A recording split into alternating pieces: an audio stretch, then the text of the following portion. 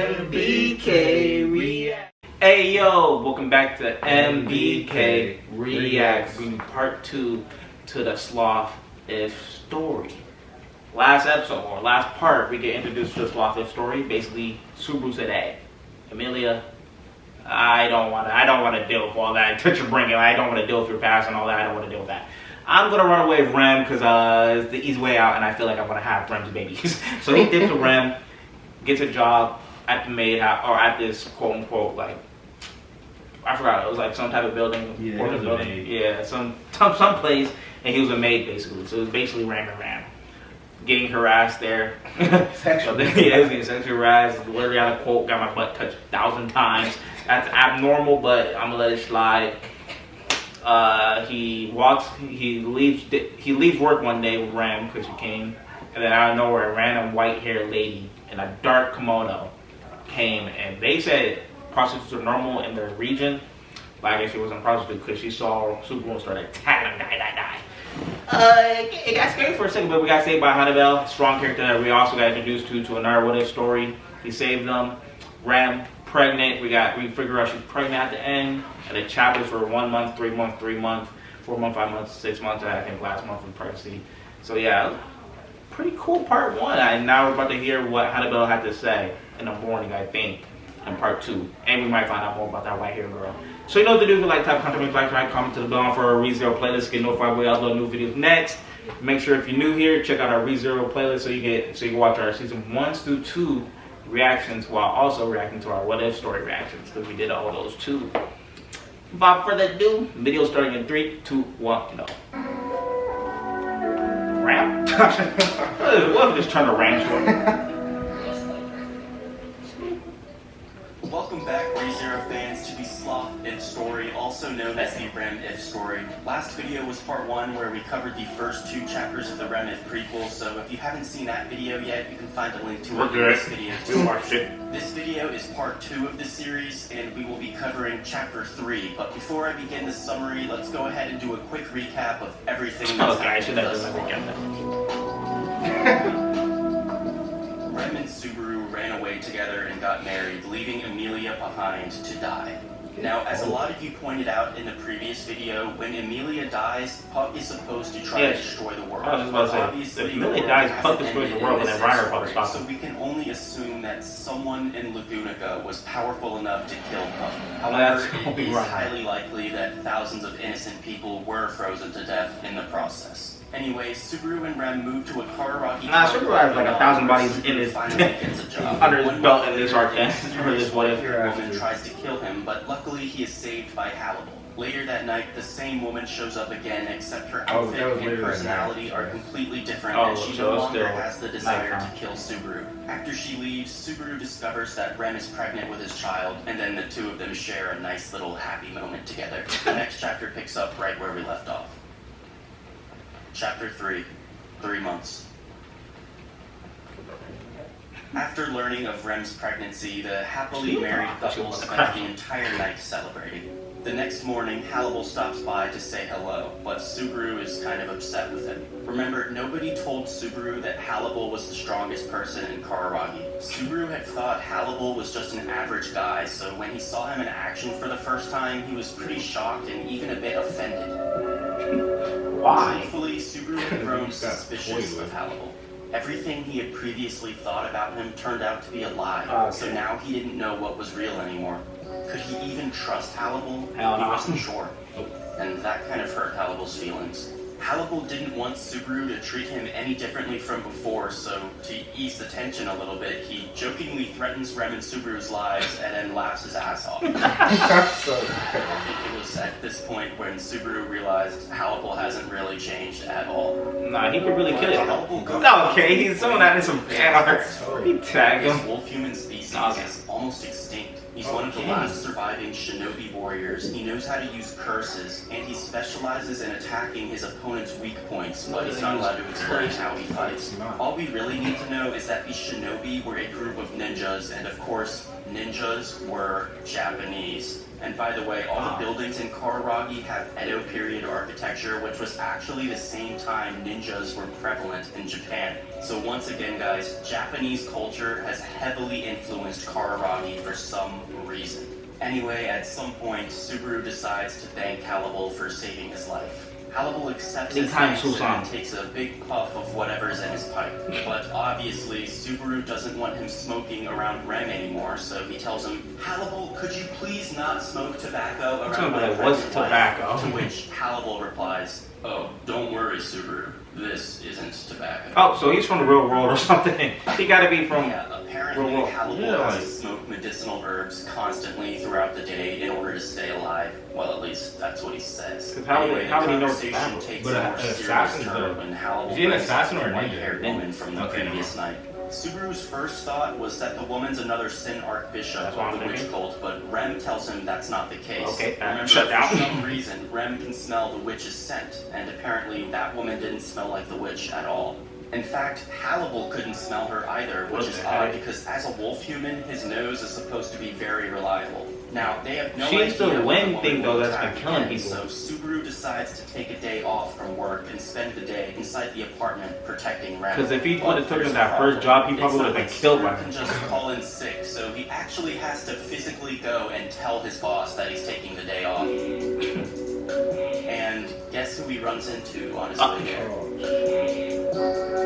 Why are you staring at me? The white-haired woman says. It was broad daylight, so Subaru could finally see her face clearly. Her face was definitely too beautiful to be human. She looked out of place in public, almost like she instead belonged inside a picture painted by God himself. Dang. The woman sighs and says, well, whatever, I guess we can talk on our way to your apartment.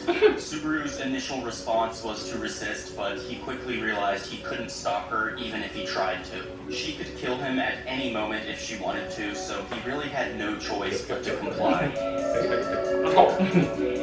As the two of them walk together back to the apartment, the woman starts humming a song out loud. For a second, she didn't seem dangerous at all, but Subaru wasn't going to let his guard down just yet.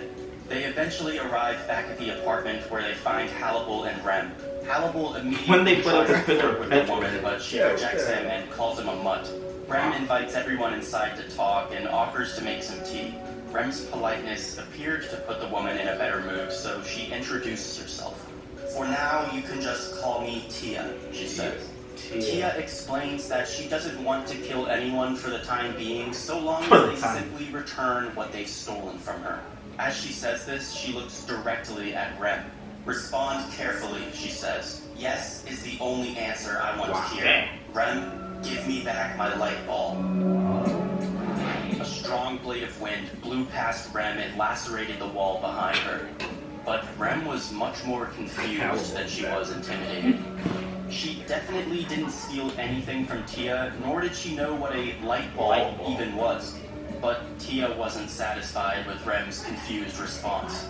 I warned you, she says, as another gust of wind ravages the apartment, showering the walls with cuts and gashes. Luckily, none of them hit Rem, because if they had, she would have been split in half. Also, for some reason, Halibul stood in the corner watching silently. The previous night, he had protected Rem and Subaru and actually fought the woman, but now he was just standing there, perfectly calm.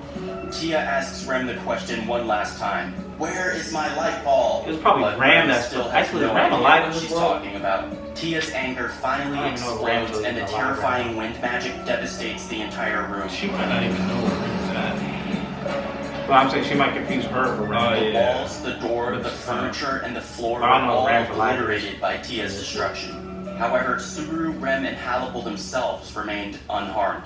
The blades of wind flying randomly around the room had somehow avoided them. It was almost like the attacks weren't actually random and Tia was controlling them manually so that they wouldn't hurt anyone, as if she was just trying to scare them. Subaru picks up on this and accuses Tia of bluffing. In response, Tia finally gives up and lets out a sigh and starts pouting.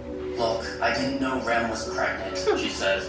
She explains that normally she would have just killed Rem for stealing her property, but because the baby didn't do anything wrong, killing it would go against her beliefs as a Shinigami. What? She tells everyone that if Rem doesn't give her back the light bulb, she's just gonna have to wait until the baby is born to kill Rem. Wait. What do you mean Shinigami? Everyone in the room just kind of stares at Tia, giving her weird looks. Her face turns red as she gets embarrassed and starts stomping on the ground, saying, "Stop looking at me like I'm crazy. Rem is a thief and I know it." How many different type of characters in They this all show, keep bro? staring at her. The and author Rem reads points their out that golden. Tia's bad behavior was similar to that of the children she teaches at the elementary school. Rem points her finger at Tia and scolds her, saying, "Tia-sama, we would like to help you find your light bulb, but not until you learn how to behave. Understand?" Tia nods her head timidly and quietly says, "Yes, I understand." Okay, Just it's like sung that, by Rem a had teacher. easily taken control of the situation, and Tia was now acting like a child awaiting punishment.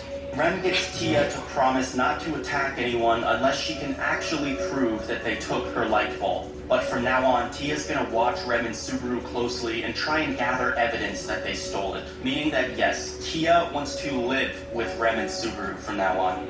Hell no, Subaru says. If Tia's living with them, Subaru won't have any alone time with Rem, which obviously means no more sex. Now, as we know, Subaru absolutely has to fuck Rem every night or else their marriage might suffer, so there's no way Tia can live in the same apartment as them. They decide to move to the empty apartment next door and give Tia their old one. Plus, Tia basically ruined the old apartment with wind magic anyway, so it's not like they wanted to live there anymore, nor did they want to pay for the damages. As they explained this to her, Tia was taken aback at how forceful they were. Earlier, she felt like she held all the power in the situation, but quickly lost her initiative, ended up submitting to Rem's motherly scolding, and now she's agreeing to pay for an apartment she destroyed only minutes earlier. "You guys are kinda tough," she says, and that was the first time Subaru actually agreed with the beautiful, unreasonable Shinigami. Later that day, Rem punishes Tia by making her clean up the apartment.